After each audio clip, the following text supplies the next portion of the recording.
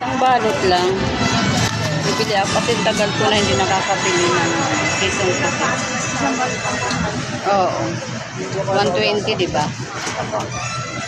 Bibinta siya ng kisong puti. Bibinta siya ng kisong puti. Kisong puti. Magkano isang balot? Ay, isang ganyan. 120 po. Isang ganyan. 120. Sarap yan sa amin. Mainit na kakanin, no? Kahit ulam, pwede na siya ulam. Abiyan ba ano na lang? Sarap. Sarap. Kisong puti. Kisong puti. Ayan. Gusto ko bumili. Gusto ko bumili ng kisong puti.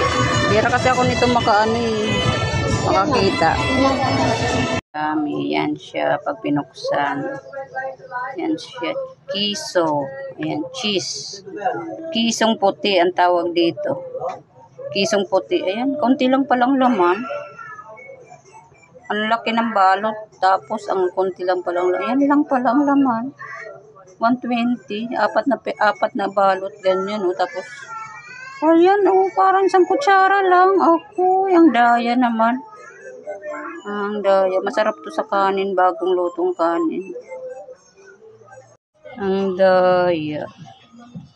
Apat na balot ganyan. 120. Tapos isang kutsara lang pala ang laman. Ang laki. Akala ko malaki kasi parang ang laki ng pagkabalot ng daw ng saging. Ayan pero ang sarap yan.